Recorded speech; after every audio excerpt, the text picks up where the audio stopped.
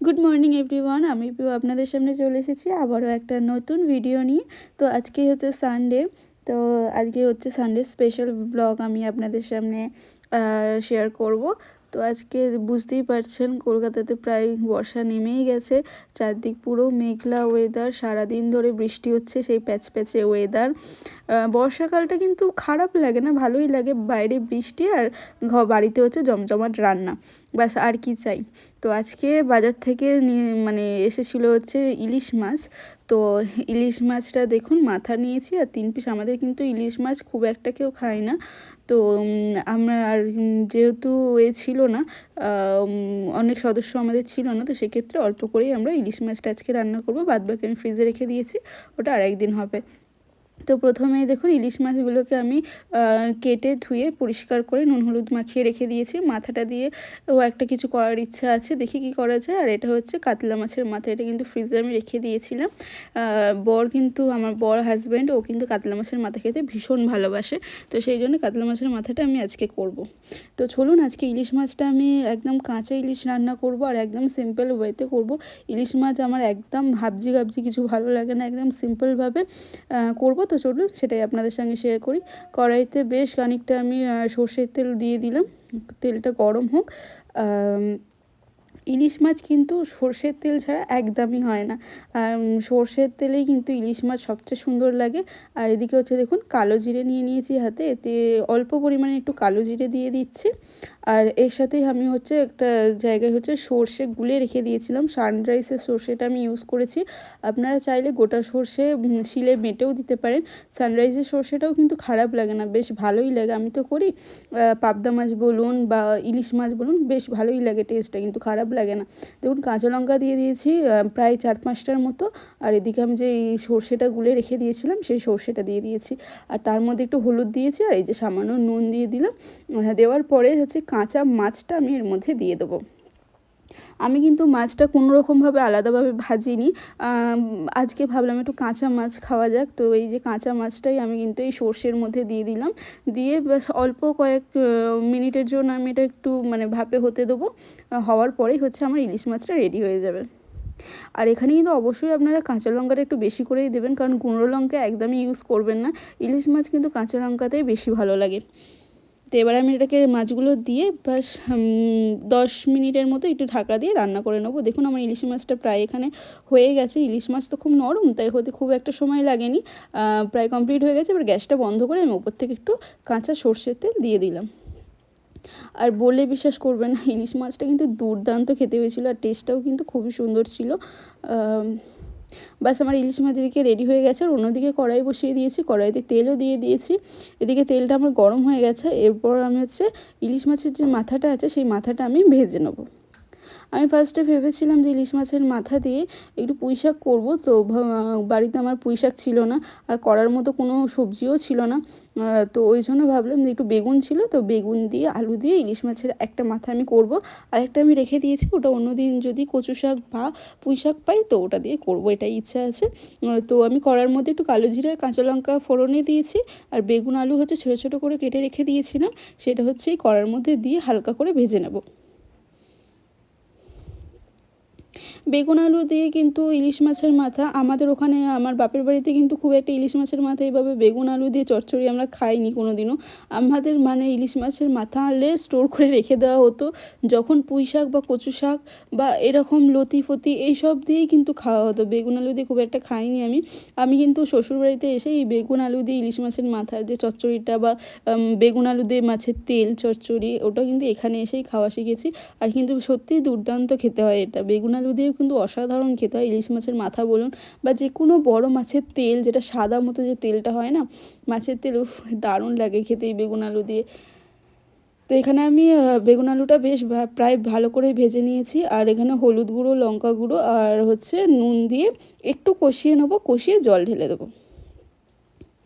এটা কিন্তু বেশি মানে কোনো রকমই আমি দেখছেন মশলা ইউজ করছি না, জাস্ট মানে খুবই সিম্পল মশলাতে রান্না করব, যেহেতু মাথার টেস্টটা কিন্তু ইলিশ মাছের মাথা নিজস্ব খুবই মানে সুন্দর একটা টেস্ট থাকে।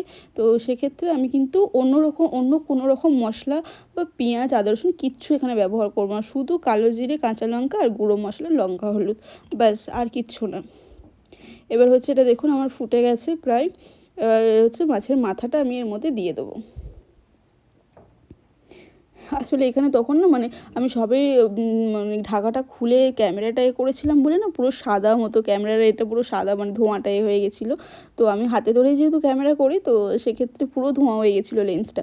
এদিকে দেখুন আমার মাছের মাথা দিয়ে হচ্ছে বেগুন আলু দিয়ে একটা চচ্চড়ি রেডি হয়ে গেছে।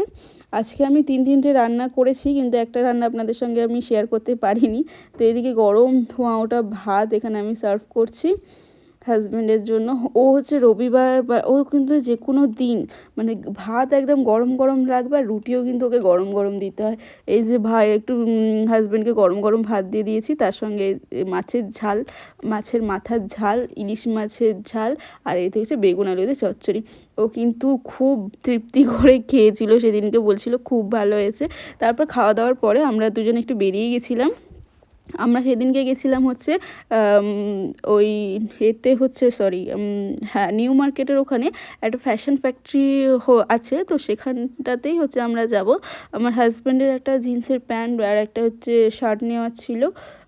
তো এই পারপাসে আমরা যেহেতু কদিন পরে একটা জায়গায় যাচ্ছি, সেই ব্লগটাও আপনাদের সঙ্গে শেয়ার করব। এখন বলবো না, যখন শেয়ার করব তখন জানতে পারবেন কোথায় যাচ্ছি। তো সেই জন্যই ওর একটা প্যান্ট আর একটা জামা নেওয়ার ছিল, তো আমরা ওখানেই যাচ্ছি।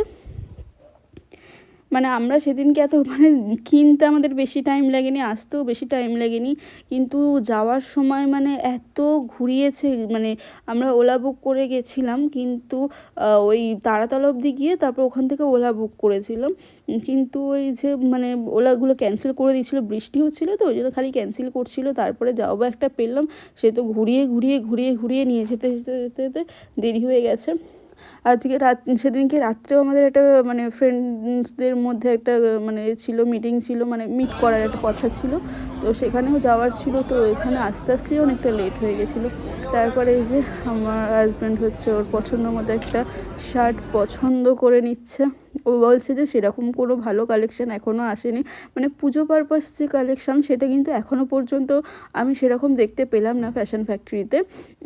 আগে যে কালেকশানগুলোতে না সেইগুলোই ছিল। ও টার্টেলের কিছু শার্ট দেখছিল, তার মধ্যে ওর একটা পছন্দ হয়েছিল। ও কী কিনেছে সেটা আমি আপনাদের সঙ্গে পরে শেয়ার করব। তো আজকের ব্লগটাতে ও এই যে আমি এখানে আমার তো কিছু কেনারই ছিল না, তো ওই জন্য আমি এখানে বসে বসে হচ্ছে ওই ভয়েস ওভার আমি এখানে মানে বসে বসে ক্যামেরা করছিলাম। ওইখানে জিন্স দেখছিল দেখুন। জিন্সেরও কিন্তু সেরকম কোনো ভালো কালেকশান ও পায়নি, তো যেটুকু পেয়েছে ও দেখাচ্ছিল, বলছে এটা ভালো লাগছে না ওটা ভালো লাগছে। আমি বলছি তুমি পরবে, তুমি দেখো, আমার থেকে আমার হাজব্যান্ডের চয়েস কিন্তু অনেক ভালো। ও ভীষণ সুন্দর ড্রেসিং সেন্স বলুন, ওর ইচ অ্যান্ড এভরিথিং হচ্ছে চয়েস। আমাদের ঘরের ডেকোরেশন বলুন সব কিছুই কিন্তু ওই করে, মানে ওর ভীষণ এইসবের দিকে না চয়েস ওর খুব ভালো। আমি কিন্তু এত ভালো চয়েস করতে পারি না। ও আমার জন্য যেগুলো কেনে কিন্তু বেশ সুন্দর লাগে, আমার কিন্তু খুব ভালো লাগে। আমি কিন্তু এদিকে আমাদের মানে লেডিস কালেকশানেও চলে এসেছিলাম, কিন্তু দেখুন আমার একটা কিচ্ছু পছন্দ হচ্ছিল না, মানে কীরকম সব ড্রেস। আমার তো সামনে থেকে কিছুই ভালো লাগলো না বলে আমি কিচ্ছু নিইনি। ওই জাস্ট একটা শার্ট আর একটা জিন্স নিয়ে আর আমরা তাড়াতাড়ি করে ওখান থেকে বেরিয়ে গেছিলাম। বিল করে বেরিয়ে গেছিলাম, যেহেতু মানে অনেকটাই ওখান থেকে আসতে আমাদের আমতলায় অনেকটাই টাইম লাগে। তো ও যা হোক করে দেখে মানে তাড়াতাড়ি ডায়াল দিয়ে কিনে নিয়েছিল, আর তারপরে আমরা ওখান থেকে বেরিয়ে গেছিলাম। এখানে লং যে কুর্তিগুলোর কালেকশান মানে দেখছিলাম, মানে দাম হিউজ দাম লিখে রেখে দিয়েছে, কোয়ালিটি তো মানে সেরকম একদমই নয়। আর আমার বেসিক্যালি আমার পছন্দ হয়নি, কিচ্ছু পছন্দ হচ্ছিল না। আমার হাজব্যান্ড বললো তুমি যে তোর পছন্দ হয় তুমি নাও, কোনটা পছন্দ বলো। আমি বলছি আমার এমন কিছু পছন্দই হচ্ছে না, আমি নেবো। আমার পছন্দ না হলে কি আমি জোর করে নেবো নাকি? আমার যদি পছন্দ হতো তাহলে তোমাকে বলতে হতো না, আমি অবশ্যই নিতাম। তুমি নিয়েছো আর আমি নেবো না? তো আমার কিছু পছন্দই হচ্ছিলো না, আমি ফাঁকা হাতেই সেদিনকে এসেছিলাম, কিচ্ছু কিনিনি। এইগুলো কিন্তু সব যেগুলো দেখছেন এগুলো পুরো 3 পিস সেট, কিন্তু 3 পিসের কালেকশানগুলো মানে ওই রকম জাস্ট নর্মাল। আর এইদিকে দেখুন আমরা বাসে করে তারপরে চলে এসেছিলাম, যেহেতু আমরা বাস পেয়ে গেছিলাম এবং বাসটাতে পুরো সিট ফাঁকা ছিল, তো সেক্ষেত্রে আর কোনো ওলা ফোলা বুক করিনি, আমরা বাসে করেই সেদিনকে বাড়িতে চলে এসেছিলাম। এই যে আসার সময় সন্ধেবেলা এই যে ভিক্টোরিয়া মেমোরিয়ালের এই যে এটা এত সুন্দর লাগছিল আসার সময়, আমি যেহেতু জানলার ধারে বসেছিলাম ওই জন্য মানে ভিডিও করছিলাম, এত ভালো লাগছিল, এত ভালো লাগছিল কি বলবো। আর সত্যি রাতের কলকাতা তো এমনিতেও খুব সুন্দর লাগে আমার, আর তার সঙ্গে যদি এরকম ফাঁকা বাস থাকে আর বাসটা ভীষণ জোরে চালাচ্ছিল তখন, ওই জন্য আরও ভালো লাগছিলো।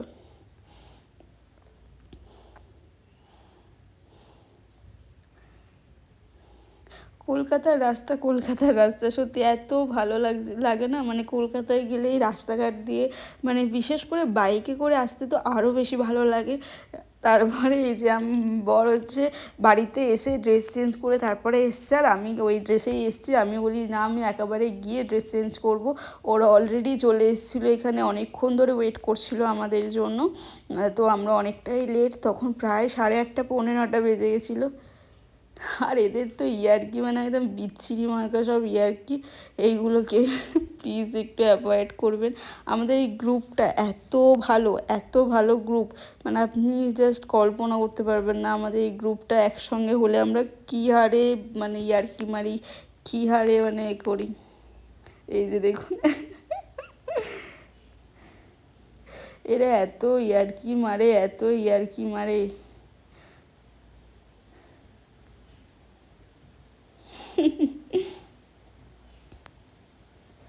তারপরে এই যে আমাদের হচ্ছে বেসিক্যালি দেখা করার কথা হচ্ছে সৌভিকদার জন্য। সৌভিকদা হচ্ছে এখানে থাকে না, সৌভিকদা থাকে হচ্ছে সিকিমে ওর কাজের সূত্রে। তো সেক্ষেত্রে ও প্রায় 6 মাস 7 মাস ছাড়া ছাড়া আসে। এই যে এটা হচ্ছে সৌভিকদা, আর সৌভিকদা অনেক দিন পরে এসছে, তো ওর হচ্ছে পাকা কথা হয়ে গেছে, তো সেই জন্য ও আমাদের ট্রিট দেবে বলেছিল একটা। তো আমরা ওই জন্যই মিট করেছিলাম সবাই মিলে। ওর খাওয়ানোর কথা ছিল, ওর সামনের ফেব্রুয়ারিতেই বিয়ে, ওর হচ্ছে নভেম্বরে বিয়ে হওয়ার কথা ছিল, কিছু কারণের জন্য ডেটটা পিছিয়ে গেছে।